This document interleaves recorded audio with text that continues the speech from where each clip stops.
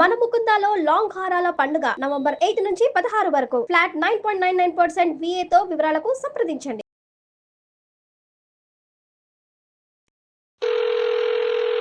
Hello hello Deepa అండి మాట్లాడేది. అవునండి. అవును. నేను జయానండి, అందమైన జీవితం ప్రోగ్రామ్ నుంచి కాల్ చేస్తున్నాను. ఓకే మేడం, చెప్పండి. మాట్లాడొచ్చండి? మాట్లాడొచ్చు మేడం. రైట్. మీ మెయిల్ చూసానండి రాత్రి. ఓకే. చాలా అంటే చదువుతున్నంతసేపు అసలు నాకు ఏంటిది ఇది ఇలా కూడా జరుగుతూ ఉంటుందా అని అనిపించిందండి. నిజంగా చెప్తున్నాను దీప గారు. ఓకే. సో నాతో పాటు ఇప్పుడు డాక్టర్ గారు కూడా ఉన్నారు, కళ్యాణ్ గారు. నమస్తే సార్. ఒక్కసారి మెయిల్లో నాకు పెట్టిన విషయాన్ని బ్రీఫ్గా మాట్లాడండి. Okay madam. నమస్తే సార్. అమ్మా దీప నమస్తే అమ్మా. అల్లారు ముద్దుగా పెరిగిన అమ్మాయి జీవితం ఈ రోజు నాశనం అయిపోయింది సార్. ఎటువంటి పరిష్కారం లేదు అనుకునే సమయంలో నేను ఈ ప్రోగ్రాం చూసి ఏమైనా ఆసరా ధైర్యం దొరుకుతుందేమో అని మీకు మెయిల్ చేశాను సార్. తప్పకుండానమ్మా, ప్రయత్నం చేద్దాం. సార్ చెప్పండి. ఏమైందంటే ఒక రోజు నేను బాబా గుడికి వెళ్ళాను సార్ ఎప్పటిలాగా. తిరిగి వస్తుంటే ఒక అమ్మాయి అక్కడ కూర్చొని ఏడుస్తుంది. గుడిలో ఏడ్చే వాళ్ళు ఎవరైనా జెన్యున్ కాస్ట్ అని ఏడుస్తారనే ఉద్దేశంతో నేను వెళ్ళి ఆమెని ఓదార్చడానికి ప్రయత్నించాను మేడం. ఇంకా ఆమె మనసులో ఎంత వేదన ఉందో, ఏం బాధ ఉందో తెలియదు. నేను ఎవరో తెలియదు, నా ముఖం కూడా చూడలేదు, అసలు నన్ను చూడలేదు, నా ఆకారాన్ని చూడలేదు. నన్ను నీళ్ళు కళ్ళలో నిండిపోయినా ఆమె నన్ను పట్టుకొని వదిలిపెట్టకుండా ఏడుస్తూనే ఉంది. ఏ సంబంధం లేని నాకు కూడా అయ్యో ఏంటి పిచ్చి పిల్లల ఏడుస్తుందని ఒక నిమిషం నేను ఆమెను ఓదార్చే ప్రయత్నం కూడా చేయలేదు. ఏడవని అనుకుని ఎంతకీ ఏడవపోయేసరికి నేను కదిలిస్తే నాకు ఒక్కసారి మీ ఫోన్ కావాలని చాలా తపనతో ఫోన్ కోసం అంత తప్పించే వాళ్ళని చూడాలి. ఫోన్ కావాలంటే ఇంకా నేను వెంటనే ఇచ్చేసాను. ఫోన్ చేసుకుంది. వాళ్ళ నాన్నగారు అనేసరికి అమ్మాయి పోన్లే వాళ్ళ నాన్నతో మాట్లాడుతుందని నేను పక్కకు వచ్చి నిలబడ్డాను. నాన్నతో మాట్లాడుతుంది కదా అని. ఆ తర్వాత వాళ్ళ నాన్నగారు నాతో మాట్లాడతా అనేసరికి ఆయన నన్ను చాలా ప్రాధాన్యంగా దీనంగా బ్రతిమాలుకున్నారు. అమ్మ మీరు ఎక్కడున్నారు ఒక్కసారి చెప్పండి, నాకు ఆ లొకేషన్ పంపండి చాలు అని. సరే నేను పంపాను మేడం. ఎక్కడున్నారు ఏంటి అని ఇద్దరు మీరు ఇక్కడే ఉంటారా అని కనుక్కొని వెళ్ళిపోయాను. కాసేపు ఆగి ఆమెను ఓదార్చే ప్రయత్నం చేసి ఇంటికి తీసుకెళ్దామన్నా ఆమె నిరాకరించింది. ఇక నేను వెళ్ళిపోయాను మా ఇంటికి. మళ్ళీ మరోసారి బాబా గుడికి అదే టైంకి వెళ్ళి చూశాను ఏమైనా కలుస్తుందేమో అని చెప్పి. ఓకే అండి. కలవలేదు. అది మాది చిన్న గ్రామము. ఆ చుట్టుపక్కల ఎవరు వచ్చినా మాకు అందరికి తెలుస్తుంది. నాకు తెలియలేదు, ఏంటో వింతగా ఉంది, ఏం సమస్య అనుకుని వదిలేసాను మేడం. కానీ కొన్ని రోజులకి ఆ అమ్మాయి ఏ ఫోన్ నుంచి అయితే చేసుకుందో దానికి తిరిగి నాకు ఆ నంబర్ నుంచి ఫోన్ వచ్చింది. ఫోన్ వచ్చేసరికి అసలు అన్ని పిడుగు లాంటి వార్తలు, నమ్మలేని నిజాలు. నేను నమ్మాలో లేదో అనుకుంటూ కొంతకాలం గడిపేశాను. ఆమె ఎవరితోనో బయటికి వెళ్ళింది. ఆమె ఇష్టపడిందని కూడా నేను చెప్పలేదు. జస్ట్ ఎవరితోనో ఏదో తినడానికి బయటికి వెళ్ళింది. అవతల వ్యక్తి ఒక అబ్బాయి ప్రాధేయపడగా బయటికి వెళ్ళింది. ఇద్దరు కలిసి తిన్నారు.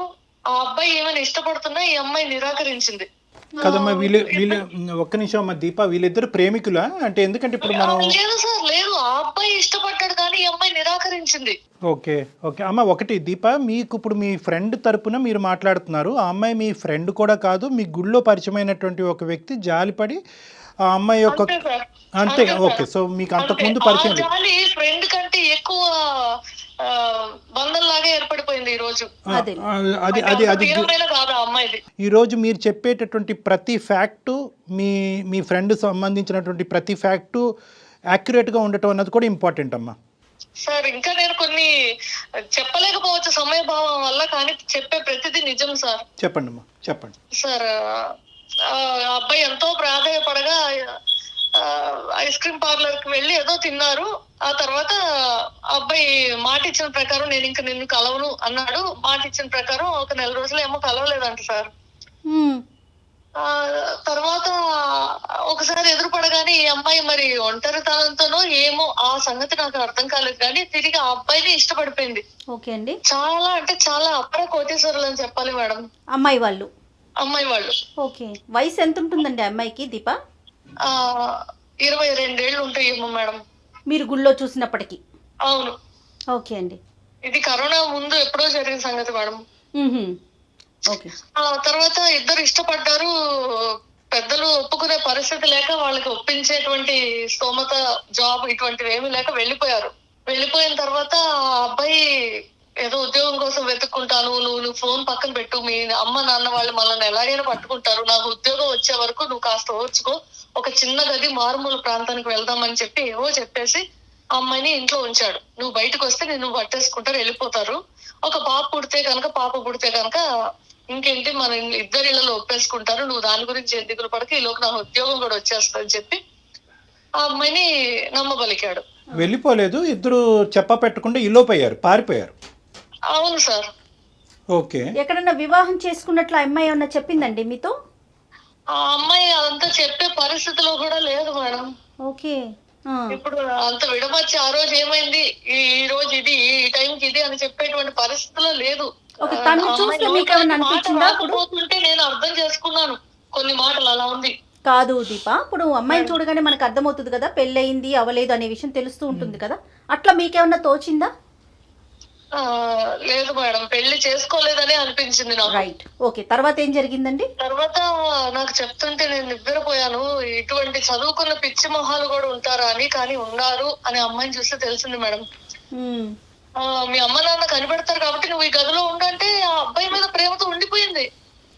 తర్వాత నా జీవితం ఏంటి, వాళ్ళు కనిపెట్టినా కనిపెట్టకపోయినా నేను చదువుకున్న చదువుకు అర్థం ఏంటి, నేను వెలుగు చూస్తున్నానా, ఎండను చూస్తున్నానా, లోకాన్ని చూస్తున్నానా, ఎక్కడున్నానో అని తెలుసుకోకుండా అమ్మాయి ఉండిపోయిందంట. ఈ అమ్మాయి, ఒక్క నిమిషం దీప, ఈ అమ్మాయి చదువు బ్యాక్గ్రౌండ్ ఏంటమ్మా? చూస్తుంటే ఎలా అనిపిస్తా ఉంటది? ఈ అమ్మాయి చదువుకున్న అమ్మాయి సార్, చదువుకున్న అమ్మాయి. ఓకే, చదువుకున్న అమ్మాయి నెంబర్ 1. నెంబర్ 2 ఏంటంటే లోకజ్ఞానం ఉందమ్మా ఈ అమ్మాయికి? అంటే కొద్దిగా చాలా తెలివైన అమ్మాయి, లోకజ్ఞానం ఉంది. ఎప్పుడన్నా సోషల్ మీడియాలో యాక్టివ్ గా ఉండేది, టెక్నాలజీ కూడా పరిచయం ఉంది అమ్మాయి. ఓకే, ఇంకో క్వశ్చన్ అమ్మా, వాళ్ళ పేరెంట్స్ బాగా స్ట్రిక్ట్ అనో లేదంటే బంధించి ఇంట్లో పెట్టారనో, చిన్నప్పటి నుంచి స్వేచ్ఛ లేదనో కాబట్టి ఈ అబ్బాయి నచ్చి వెళ్ళిపోయినట్టుగానో అదేమన్నా చెప్పిందా ఈ అమ్మాయి?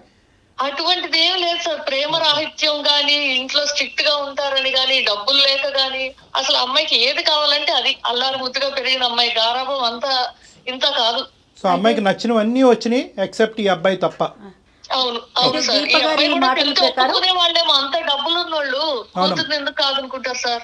నిమిషాల్లో తీసుకుంది తను నిర్ణయం ఈ అబ్బాయితో వెళ్ళిపోవటానికి. అవును, ఆ అబ్బాయి అంతగా కన్విన్స్ చేసేసాడు. అదేలేండి. ఓకే, తర్వాత ఏం జరిగిందండి? తర్వాత మేడం అసలు ఆ అమ్మాయి చెప్తుంటే నేను కొంతకాలం నమ్మాలా వద్దని ఉండిపోయాను. ఏంటంటే ఆ అమ్మాయి బయటికి రాలేదు, ఆ అబ్బాయి బయటికి వెళ్ళి ఏం కావాలో అన్ని చూసుకొని, తనకు కావాల్సినంత వరకు డబ్బులు, తిండి, మందు అన్ని తెచ్చుకొని రూమ్ కి వచ్చి హ్యాపీగా బిందాసి ఎంజాయ్ చేసి, ఈ అమ్మాయి గురించి ఏం పట్టించుకోకుండా, తల్లిదండ్రులు మిస్ అయిన అమ్మాయి ఎంత బాధగా ఉంటుంది, ఆమె బాధల గురించి కూడా ఏం ఆలోచించకుండా కేవలం ఒక వస్తువులాగా ట్రీట్ చేసి, ఇంకా చెప్పలేనండి బాధలు ఆ అమ్మాయికి చూపించాడు. ఆ అమ్మాయి నన్ను కలుసుకునే టైంకి ఏం చెప్పాలి, 5వ నెల ప్రెగ్నెంట్ మేడం.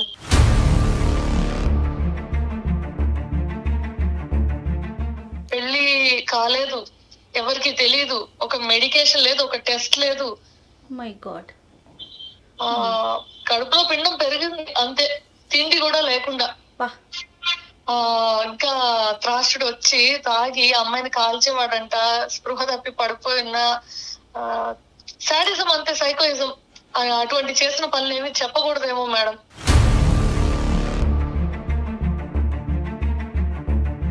పీక్ లో మొత్తం చూపెట్టేశాడు. ఎలా అంటే ఆ అమ్మాయి సిగ్గుపడి ఒంటి మీద ఏమన్నా కనిపిస్తే ఏమో బయటికి రాకూడదు, ఓకే, పిచ్చి దాన్ని ముద్రేస్తారు, అలాగా బయటికి వచ్చేందుకు భయపడేంతగా చేస్తాడు ఆ అమ్మాయిని. నలుగురిలో మొహం చూపించలేరు కదా మేడం. అవును అవును. మొహం మీద కాల్చినా, కొట్టినా, దెబ్బలు ఉన్నా, ఏమైనా ఎవరైనా అడిగితే ఏమని సమాధానం చెప్తారు. కాబట్టి ఎవరికి మొహం తనే చూపించుకోలేని విధంగా తనని తయారు చేసేసాడు. Okay. Contact with her parents అమ్మ, అమ్మాయి ఎటువంటి ప్రయత్నం చేయలేదా వాళ్ళ పేరెంట్స్ తో? అంటే ఇంత లిటరలీ ఇది కిడ్నాప్ కిందే వస్తుంది, ఎంత ఇష్టమై వెళ్ళినా కూడా. అవును సార్, ఆ రోజు 5వ నెల బయటికి తెలిసింది, అంటే బయటికి తెలిసేంత కడుపు వచ్చింది. డాక్టర్ దగ్గరికి వెళ్ళలేదు కాబట్టి బయటికి తెలిసేంత కడుపు వచ్చి, తనకు అన్ని సూచనలు తెలిసాక నేను ప్రెగ్నెంట్ అని ఆ అబ్బాయికి చెప్పి, బాబా దీవెనైనా తీసుకుందాము, గుడికి వద్దాము అని చెప్పి వచ్చిందంట. ఇప్పుడు తర్వాత ఏం జరిగింది దీప గారు? ఆ తర్వాత అంటే ఫోన్లన్నీ లాగేసుకున్నాడా? ఫోన్లన్నీ లాగేసుకున్నాడు. అసలు అమ్మాయి దగ్గర ఏమీ లేదు మేడం. ఆడవాళ్ళకి కావాల్సిన మినిమం నెలకి ఏం అవసరం ఉంటాయి అవి కూడా లేదంటే చూడండి. కాదు డాక్టర్ గారు, ఇష్టానికి సైకోయిజంకి తనకి తేడా తెలియలేదంటారా అమ్మాయికి? అంటే ఈ అమ్మాయి నేను ఇష్టపడుతున్నాననే మాట కన్సిస్టెంట్గా చెప్తుందమ్మా ఈ అమ్మాయి. అవును అంటే సార్, వాడు ఇష్టపడింది. ఆ అబ్బాయి చెప్పిన ప్రతిదీ నమ్మింది. ఓహో నాకు ఇప్పుడు బాగా పుట్టేస్తే మా అమ్మ వాళ్ళ ఇంటికి వెళ్తే నమ్మేస్తారు, ఒప్పేసుకుంటారు, మా వివాహాన్ని మా బంధాన్ని అంగీకరిస్తారు అనేటువంటి foolish గా ఆ అబ్బాయి ఏదైతే ఆలోచించింది. చెప్పాడో అది నమ్మేసింది. వాడి తరపున మీరు ఒక ప్రశ్న అడుగుంటే ఇందాక జయ గారు, వాడికి ఇష్టపడుతున్నాడంటే కనుక ఇక్కడ ఇష్టం ప్రేమ అనేటటువంటి మాటలకు మీనింగ్లెస్ లేదు. కేవలం వాడి ఉద్దేశం ఏంటంటే ప్రేమ లూప్లోకి దించి అంతే. ఈ ఈ అమ్మాయిని అమ్మాయిని ఏదో చేసి కిడ్నాప్ చేసుకుని తీసుకెళ్లి బలవంతంగా కడుపు చేస్తే కనుక సచ్చినట్టు ఎంత డబ్బున్న తల్లిదండ్రులన్నా కూడా దిగొస్తారు అనేటటువంటి ఆలోచనతో వేసినటువంటి పన్నాగం. ఎంతో అతను ఏమనుకున్నాడో అది చేసి చూపించాడు. అంతే అంతే. పాపం ఆ అమ్మాయి కదా ఇబ్బంది పడతా ఉంది, మోసపోతుంది ఆ అమ్మాయి. కానీ ఈ అమ్మాయి మరి ఈ రోజులు ఇలా కూడా ఉన్నారా డాక్టర్ అయ్యో గారు? ఖచ్చితంగా నేను అదే చెప్పాను, నాకు మెయిల్ చూసినప్పుడు నాకు అర్థం కాలేదు అసలు. తర్వాత ఏం జరిగింది దీపా? ఒక రోజు నేను ఫోన్ తీసుకున్నాను, తిరిగి నాకు ఫోన్ వచ్చింది కదా, అప్పుడు వాళ్ళ నాన్నగారికి నేను లొకేషన్ షేర్ చేశాను కదా, వాళ్ళ నాన్నగారు అర్ధరాత్రి పూట వచ్చారంట. వచ్చి కొంతమందిని తీసుకొని ఆ లొకేషన్ కి వచ్చి తలుపులు కొట్టి ఎక్కడ ఉన్నారు కనుక్కొని వాడిని చిత్తగొట్టారంట. మంచి పని చేశారు, సూపర్. చిత్తగొట్టి ఇంక చచ్చిపోతాడు అన్న టైంలో అర్ధరాత్రి కాబట్టి వీళ్ళ చేతికి చిక్కకుండా ఎటో దాక్కుని ఎటో పారిపోయాడంట మేడం. ఓకే. ఆ అమ్మాయిని ఇంటికి తీసుకెళ్లిపోయారంట. మరుసటి రోజు ఒక ఇల్లు ఖాళీగా ఉంది, అక్కడ ఎవరు లేరు. చూస్తేనేమో అంతా లోపల అసలు మనుషులు ఉండదగిన ఇల్లు కాదు అనే విధంగా ఉంది. ఒక బందికానా అంతే. బందికాన కరెక్ట్. బందికాన ఇక్కడే ఉంది అని అందరికి ఊర్లో నిర్గాంతపోయారు. మీరు కలిసిన ఎన్ని రోజులకి ఇప్పుడు పేరెంట్స్ వచ్చి వెనక్కి తీసుకెళ్లారు? కలిసిన కొన్ని రోజులకే సార్. సో 5 నెలలు ప్రెగ్నెంట్. ఓకేనా? 5 నెలలోనే వచ్చి తీసుకెళ్లారు. అమ్మాయి ఓకే. అక్కడి వరకు అమ్మాయి అనుకోవడానికి లేదు సార్, అసలు నిప్పుల్లో పడిన అమ్మాయి పెనం మీద నుంచి అయ్యో తీసుకొని వెళ్ళారు. అంతా సమస్యపోయి ఉంటుంది అనుకుని నేను ఆ నంబర్ సేవ్ చేసుకోలేదు, వదిలేశాను. ఓకే. మళ్ళీ నేను ఎప్పుడు కాంటాక్ట్ చేయడానికి ప్రయత్నించలేదు. తర్వాత నుంచి నా చదువు, నా ఉద్యోగం ఏంటో నేను నా పనిలో బిజీ అయిపోయాను మేడం. అయితే కొంతకాలానికి ఆ నంబర్ నుంచి నాకు తిరిగి ఫోన్ వచ్చింది. నువ్వు నాకు హెల్ప్ చేశాను అనుకుంటున్నావు కదా బాబా సాక్షిగా, ఇప్పుడు నేను ఒక మాట చెప్తాను, నువ్వు కాదనకూడదని ముందే బాబా మీద ఒట్టేయించుకుంది. సరే కష్టంలో ఉన్న అమ్మాయికి మనం ఒట్టేస్తే ఏం పోతుందిలే అనే ఉద్దేశంతో అది దేవుడి సాక్షిగా అంటుంది. సరే నేను ఓకే అన్నాను, నీకేం కావాలన్నా నేను చేయడానికి సిద్ధంగా ఉన్నాను, ఓకే అని చెప్పి మాట ఇచ్చేసాను. మాట ఇచ్చాక అసలు కథ చెప్పడం మొదలు పెట్టింది. అక్కడ వాళ్ళ అన్నయ్య, చెల్లి, అమ్మ, వాళ్ళ నాన్న కోటీశ్వరులు అని చెప్పాను కదా మేడం, దేశాలు తిరుగుతుంటారంట. ఓకే. ఆయన ఎప్పుడైతే బయటికి వెళ్ళారో, ఆయన ఉన్నప్పుడు అంతసేపు నటించి ఇంకా బయటికి వెళ్ళాక కొట్టుడే మేడం. అయ్యో రామా. అంటే వాళ్ళ ఉద్దేశం ఏంటంటే ఈ బిడ్డని మేము పెంచలేము, తండ్రి ఎవరికో చెప్పలేము, కనీసం నువ్వు చచ్చిపో, నీ బిడ్డ చచ్చిపో. కన్న తల్లి చెల్లికి పెళ్లి కావాల్సిన చెల్లి ఉంది, నీ మూలాన్ని ఇప్పుడు నేనేం చేయాలి, నేనేం సమాధానం చెప్పాలి, నా కోడలు నా ముందు ఇప్పుడు నన్ను అడిగితే నిలదీసేదానికి నేనేం సమాధానం చెప్పాలి. వాళ్ళు సమాజం గురించి ఆలోచించారే గానీ బిడ్డ భవిష్యత్ ఏమైంది, జీవితం ఆల్రెడీ నాశనం అయిపోయింది అనేది వాళ్ళకి తట్టలేదు మేడం. ఆ తర్వాత నా దగ్గరికి పరిగెట్టుకుంటూ వచ్చేసింది అమ్మాయి. అమ్మాయికి నెలలు నిండిపోతున్నాయి, ఈ ఏం వైద్యం అందించాలన్నా మా దగ్గర డబ్బులు లేవు, ఈలోపు లాక్డౌన్ వచ్చేసింది మేడం. స్కాన్స్, మెడిసిన్స్ ఇవన్నీ చేయడానికి మాకు చేత కాక, మా దగ్గర డబ్బులు లేక ఒక ఆయుర్వేదం డాక్టర్ దగ్గర తీసుకెళ్ళాం మేడం. ఇక్కడ మొదలైంది అసలు మాకు షాక్.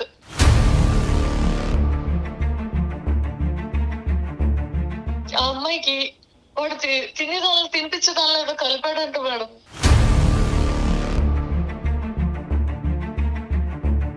మూడు రోజులు వరుస పెట్టి తీసుకెళ్తే అమ్మాయి చేత ఏదో కక్కించారు మేడం. ఖాళీ కడుపున కక్కితే కడుపులోంచి ఎంత ఎంత ఎంత వచ్చేదంటే ఆ పిండం కక్కి పిండం ఏమైనా వచ్చేస్తుందేమో అన్నంత పట్టుకోలేకపోయాం అమ్మాయిని.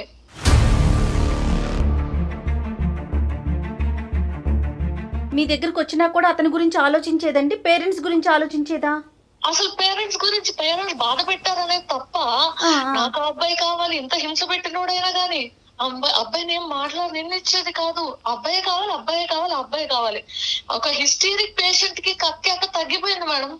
ఏమైనా గుర్తున్నాయమ్మా ఆమెకి గతంలో జరిగినటువంటి సంఘటనలు అవన్నీ గుర్తున్నాయా ఈ కక్కిన తర్వాత? సార్ కానీ వెర్రి విపరీతం పిచ్చి వాడు కావాలనేటువంటి ఆ విపరీతమైనటువంటి తత్వం అయితే లేదు, ఆ విపరీతమైనటువంటిది లేదు. వయసుకి మించినటువంటి భారాన్ని నువ్వు మోస్తున్నావు కదా, సార్ మా ఇంట్లో ఎన్ని మాటలు అంటుంటారో మీరు ఊహించగలరా సార్? అదే అదే అంటే నువ్వు ఎందుకు ఇట్లా చేస్తున్నావు అంటే రేపు నువ్వు చేస్తే కూడా ఇటువంటి విధంగా మేము ఓకే అని చెప్తాం అనుకుంటున్నావు అని చెప్పేసి ఒకనొక సందర్భంలో అయితే సార్ నన్ను ఇంట్లోంచి కూడా బయటికి గెంటేశారు సార్. అయ్యో కానీ నేను అమ్మాయికి నిలబడ్డాను. కారణం ఏంటంటే నా ఆరోగ్యం బాగుంది, నా మనస్థితి బాగుంది, నేను ఒక ఆడపిల్లని. ఇంకా ఉద్యోగాలు చేయకుండా పూర్వం ఎలా అయితే ఇళ్లలో కూర్చున్నారో అలా ఉండడమే ఉత్తమం అనిపిస్తుంది మేడం. బయటికి రావాలంటే భయం వేస్తుంది దాని కథ విన్నాక. నేను మిమ్మల్ని కోరుకునేది ఒకటే, ఈ కార్యక్రమం ద్వారా అందరికి ఒక అవేర్నెస్ అనేది రావాలి. ఇష్టం లేకపోతే నిరాకరించే హక్కు మాకు లేదా సార్? ఖచ్చితంగా ఉంది దీప. వాడిని ఏం చేస్తే తిరిగి దీని జీవితం బాగుపడుతుంది సార్. అమ్మ దీప, ఇది చాలా దారుణమైనటువంటి పరిస్థితి. మాకే ఎంతో ఇదిగా ఉంది. అలాంటిది నువ్వు ప్రత్యక్షంగా ఇది చూసిన తర్వాత నువ్వు ఎలా ఫీల్ అవుతున్నావు అన్నది మాకు అర్థం అవుతుంది. దాని బిడ్డ నాకు చూసుకోలేదు, అది పడుకోలేదు, లేవలేదు. దానికి అర్థం కాదు సార్. బిడ్డ ఏడుస్తుంటే ఏం చేయాలని ఉన్నంతలో మేము మాకున్నవన్నీ అమ్ముకొని మాకు చేతనైంది మేము చేస్తూ ముగ్గురు స్నేహితులు దానికోసం బయటకు వచ్చి పెద్దవాళ్ళకి తెలియకుండా ఒక రూమ్ తీసుకొని స్టడీకి వెళ్తున్నాం అని చెప్పి ఒకళ్ళ తర్వాత ఒకళ్ళు వచ్చి దానికి సపోర్ట్ చేస్తూ తిరిగి మేము ఇంటికి వెళ్తున్నాం సార్. గ్రేట్ అమ్మా. బిడ్డ వయసు ఎంత అమ్మా దీప? బిడ్డ వయసు 7 వస్తుంది సార్. మీరు కానీ మేము కానీ ప్రజలకి చూసేటటువంటి ప్రేక్షకులకి ఇచ్చే మెసేజ్ ఏంటంటే, ఒకటి నెంబర్ 1, ఇలాగా అనామికులు నమ్మొద్దు, ప్రేమ అనేటటువంటి మత్తులో మోసపోవద్దు, తల్లిదండ్రులని ధిక్కరించి ఇలా పారిపోయే ప్రయత్నం చేయొద్దు అనేది ఒకటి. రెండోది ఏంటంటే కనుక మీరు చెప్పేటటువంటి వర్జన్ బట్టి ఇలా విషపూరితమయ్యేటటువంటి పదార్థాలు తీసుకోవటం వల్ల మీ మైండ్ మీ కంట్రోల్లో ఉండదు, మీ బాడీ మైండ్ యాక్సెస్ కట్ అవుతుంది, మీరు ఏం చేస్తున్నారో కూడా తెలియదు అన్నది రెండోది. మూడోది ఏంటంటే, ఎంతకాలం ట్యూషన్లు చెప్పుకుంటూ ఈ అమ్మాయిని కాపాడుకుంటూ ఉంటారమ్మా? ప్రస్తుతం ఆ అమ్మాయి పరిస్థితి ఎలా ఉంది, మానసిక పరిస్థితి ఎలా ఉంది? సార్ ఇప్పుడిప్పుడే కోలుకుంటుంది సార్, కోలుకుంటుంది. కానీ ఇక నేను నా జీవితం మొదలు పెట్టాలి అన్నంత దృఢ నిశ్చయంతో లేదు ఆ పిల్ల. అప్పుడే రాదులే కదమ్మా. వాళ్ళ పేరెంట్స్ని మీరు అందరూ ఒకసారి కాంటాక్ట్ చేయడానికి ట్రై చేశారా? పోనీ వాళ్ళు ఎక్కడుంటే అక్కడ వెళ్ళి డైరెక్ట్ కలవటానికి ట్రై చేశారా? ఈ అమ్మాయికి ఉండేటటువంటి దారుణమైనటువంటి పరిస్థితిని వాళ్ళకి వివరించి చెప్పడానికి ట్రై చేశారా? ఎందుకంటే అది చాలా ఇంపార్టెంట్ అమ్మా. మేము అని తెలియకుండా, ఆ అమ్మాయి తరపున అని తెలియకుండా ఒకసారి ఎవరితోనో వాళ్ళ నాన్నగారితో మాట్లాడించాం. అసలు అమ్మాయి ఉందని రికగ్నైజ్ చేయట్లేదు, తిరిగి ఆహ్వానించడానికి వాళ్ళు సిద్ధంగా లేరు సార్. కానీ ఈ అమ్మాయితో మీరు ఎప్పుడైనా అడిగారు అతని పేరెంట్స్ ఎక్కడ, అసలు అతను ఏం చదువుకున్నాడు, అతని బ్యాక్గ్రౌండ్ ఏంటి, అదేమన్నా చెప్పిందండి ఈ అమ్మాయి? పిచ్చిదానికి ఏమీ తెలియదు మేడం. మీరేం కోరుకుంటున్నారమ్మా? అంటే ఈ అమ్మాయి ఫస్ట్ నేను కోరుకునేది ఒకటి, నేను ఎంతవరకు తప్పు చేశాను, ఎంతవరకు దానికి నేను అన్యాయం చేశాను అనేటువంటి స్టేజ్ లో నా ఫ్యామిలీ నన్ను తీసుకొచ్చింది. నువ్వు అస్సలు గిల్ట్ ఫీల్ అవ్వద్దమ్మా. నువ్వు ఒక చాలా చాలా గొప్ప పెద్ద మనసుతో, ఎటువంటి స్వార్థం లేకుండా, ఒక మానవతా దృక్పథంతో ఏ మనిషి కూడా ఇంకో మనిషికి ఈ స్థాయికి హెల్ప్ చేయనటువంటి విధిగా హెల్ప్ చేసావు, అందులో డౌటే లేదు. మంచితనం ఇంకా మిగిలి ఉంది అని చెప్పడానికి మీరే ప్రత్యక్ష ఉదాహరణ దీప. ఎగ్జాక్ట్లీ. ఎక్కడ గిల్టీగా ఫీల్ అవ్వద్దు ఈ విషయానికి ఆ విషయంలో మీరు గిల్టీగా ఫీల్ అవ్వద్దమ్మా. కానీ సార్ అయితే నాకు చిన్న సహాయం చేయండి సార్. ఇక పైన నేను వేయబోయే అడుగు రైట్ ఇటువంటి గిల్ట్ నాకు కలగకుండా ఉండే విధంగా ఏమైనా మీరు సలహా ఇవ్వండి సార్. చాలు. నేను నీ స్థానంలో ఉంటే కనుక I will always try and bond this girl back to her parents. ఇది గుర్తుపెట్టుకో అమ్మా. ఇంతవరకు ప్రేమ చూపెట్టినటువంటి తల్లిదండ్రులకి ఇప్పటికీ ప్రేమ మిగిలుంటాదా అంటే కనుక బహుశా అది కరెక్ట్ కాదేమోనమ్మా. తల్లిదండ్రుల ప్రేమ అనేటటువంటిది ఎప్పటికీ పదిలంగా ఉంటుంది. అప్పుడు జరిగినటువంటి ఆ ట్రామాటిక్ సిచ్యువేషన్లో ఒక ఉన్నతమైనటువంటి కుటుంబం ఈ అమ్మాయి ఇంట్లోంచి పారిపోవటమే కాకుండా ప్రెగ్నెంట్ అయ్యి ఇంటికి వచ్చిందా అనేటటువంటి ఒక భయంకరమైనటువంటి మానసిక పరిస్థితిలో సహించలేక ఆ విధంగా ట్రీట్ చేసి ఉంటారు. అది వాళ్ళకి జీర్ణించుకోవడానికి చాలా టైం పట్టుంటుంది. కానీ వాళ్ళు ఎక్కడుంటారో తెలుసుకోండి. సో ఫస్ట్ ఈ ఇష్యూ ఏదైతే ఒక మానవతా దృక్పథంతో మీరు మొదలు పెట్టారో దీనికి ఒక ఎండ్ పాయింట్ మీరు పలకగలిగితే కనుక ఆటోమేటిక్గా మీ పేరెంట్స్ ఓకే జరిగితే ఏదో జరిగింది, నువ్వు మీ ఆ అమ్మాయిని ఆ విధంగా యాక్సెప్ట్ చేసావు, ఆ అమ్మాయికి ఒక దారి చూపెట్టి బయటకు పంపించావు కాబట్టి నిన్ను మళ్ళీ మేము యాక్సెప్ట్ చేస్తున్నాం అంటే. తల్లిదండ్రులు ఈ విధంగా ప్రవర్తించడం, ఈ విధమైనటువంటి ఇమోషనాలిటీ చూపెట్టడం is equal to no love అని అనుకోవటానికి కాదు. ప్రేమ చచ్చిపోయింది, తల్లిదండ్రులు బిడ్డలకి మధ్యన ప్రేమ చచ్చిపోయింది అనేటటువంటిది కాదమ్మా. ఇవన్నీ ఇమోషన్స్, భావోద్రేకాల మధ్యన జరిగేటటువంటి తాత్కాలికమైనటువంటి సంఘటనల కిందే మనం పరిగణించాం. ఎన్నిసార్లైనా, ఎన్ని రోజులైనా, ఎంత కష్టమైనా కూడా ఆ బాండ్ని, ఆ తల్లిదండ్రుల మధ్యన ఆ బిడ్డ యొక్క బాండింగ్ ని ఎస్టాబ్లిష్ చేయవలసినటువంటి బాధ్యత మీ భుజం మీద ఉంది. వాళ్ళ ఇంట్లో ఈ అమ్మాయి అంటే అత్యద్భుతమైనటువంటి ప్రేమ ఆప్యాయతలు ఉన్నాయి అనేటటువంటిది వీడితో పారిపోక ముందే ఆ అమ్మాయి ఎలా జీవించింది అనేటటువంటి మాటలోనే మనకు అర్థమవుతుంది. ఈ అమ్మాయికి ఒక కాళ్ళకి ఒక ముళ్ళు గుచ్చుకోకుండా, అడగవలసినటువంటి అవసరం లేకుండా అన్ని అవసరాలు ఆ తల్లిదండ్రులు తీర్చారు. ఎటొచ్చి ఏంటంటే ఇటువంటి అనామికతతో వెళ్ళిపోవటానికి వాళ్ళు ఒప్పుకోలేదు. ఈ అమ్మాయి తప్పటడిగేసింది. సో ఇక్కడ మోస్ట్ ఇంపార్టెంట్ థింగ్ ఏంటంటే నా జీవితం ఏమవ్వబోతుంది అనేటటువంటి ప్రశ్నకు ముందు ఈ అమ్మాయి జీవితాన్ని ఏ విధంగా ముందుకు తీసుకెళ్లాలనేటటువంటి ఆలోచనతో మీరు ముందుకెళ్ళండి. దానికి తోడు అటువంటి ఆలోచన, ఆ భయం, ఆ అభద్రతతోనే నేను ఫస్ట్ మిమ్మల్ని కాంటాక్ట్ అయ్యాను సార్. చాలా మంచి పని చేశారు దీప, చాలా చాలా మంచి పని చేశారు మాకు కాల్ చేసి. చిన్న మెసేజ్ నేను చెప్తాను. ఇప్పుడు వరకు మీరు చేసినటువంటి త్యాగం వల్ల ఒక ప్రొటెక్టివ్ కవర్లోకి ఆ అమ్మాయిని తీసుకెళ్ళిపోయారు, గుప్పెట్లోకి వెళ్ళిపోయారు. లిటరలీ ఏంటంటే ఆ అమ్మాయి మీ కూతురులాగా ఫీల్ అవుతున్నారు. మీరు మీ ఫ్రెండ్ లాగా కూడా కాదు, ఒక స్నేహితురాల్లా కాదు, నా కూతురులా ఫీల్ అవుతున్నారు. అంత బాండింగ్ ఏర్పడింది. ఆ అమ్మాయి బాధ చూసి విని ఆ చేతుల్లో పెట్టినా ఈ చేతుల్లో పెట్టినా మళ్ళీ అదే నరకం ఈ అమ్మాయిని చూడబోతుందేమో అనేటటువంటి అభద్రత మీకు ఉంది. లేదమ్మా, ఎందుకంటే కనుక వాళ్ళ తల్లిదండ్రులు ఖచ్చితంగా ఈ అమ్మాయిని రిసీవ్ చేసుకుంటారు. చెప్పేటటువంటి విధంగా మనం చెప్పాలి, ఈ అమ్మాయి పరిస్థితిని అర్థమయ్యేటటువంటి విధంగా చెప్పాలి. ఒకప్పుడు మీరు చెప్పలేకపోతే నా కాంటాక్ట్ నెంబర్ ఇవ్వండి, నేను ఆ పేరెంట్స్కి నేను కాంటాక్ట్ చేసి ఉన్న పరిస్థితిని నేను వివరించడానికి ప్రయత్నం చేస్తాను. ఆ విధంగా కూడా మనం ముందుకెళ్దాం. నా కష్టాన్ని అర్థం చేసుకుని మంచి మాట చెప్పారు సార్. ప్రేమ అనేటటువంటి మత్తులో మనం కంప్లీట్గా అందులో దిగిపోయి గుడ్డిగా ఒకటి నమ్మేసి వాడితో వెళ్ళిపోయి వాడు ఇచ్చిందలా తినేసి తాగేసి వెళ్ళిపోయిన తర్వాత ఈ జీవితాన్ని ఇలా నాశనం చేసుకున్న తర్వాత అయ్యో నా జీవితం ఏంటి ఇలా అయిపోయింది, ప్రపంచం ఇలా ఉంది అంటే కరెక్ట్ కాదు. ఆలోచన అనేది ఇంపార్టెంట్. తల్లిదండ్రులు మనకి ఇచ్చేటటువంటి మెసేజ్ ఆలకించడం అన్నది ఇంపార్టెంట్. ఒక జడ్జిమెంట్, జీవితానికి సంబంధించినటువంటి ఒక కీలకమైనటువంటి జడ్జిమెంట్ తీసుకునే ముందు అరే నేను తప్పు చేస్తున్నానేమో, ఒకప్పుడు నా తల్లిదండ్రులు నా కళ్ళెదురుగుంటూ ఉంటే ఇది అంగీకరించరేమో, వాళ్ళు అంగీకరించకపోవటానికి ప్రధానమైనటువంటి కారణం ఏముంది అంటే ఆ ప్రేమలో కొన్ని సందర్భాల్లో మోసాన్ని కూడా చూసేటటువంటి ఆలోచన శైలి, ఆ విధమైనటువంటి చూపు ఉండటం ప్రతి ఆడపిల్లకి ప్రత్యేకంగా చాలా ఇంపార్టెంట్ అమ్మా. నా జీవిత భాగస్వామ్యం గురించి నేనే డెసిషన్ తీసుకుంటాను అనేటటువంటి గుడ్డిగా వెళ్ళేటటువంటి అందరు అమ్మాయిలకి కూడా నీ ఫ్రెండ్ యొక్క జీవితం ఒక కనువిప్పు అని నాకు అనిపిస్తుందమ్మా. రైట్ దీపా, ఒక్కసారి మీరు ఆ ప్రయత్నం చేయండి, కావాలంటే డాక్టర్ గారి సలహా కూడా తీసుకోండి. Thank you madam. Thank you sir. Thank you Deepa. Thank you అమ్మా. Thanks for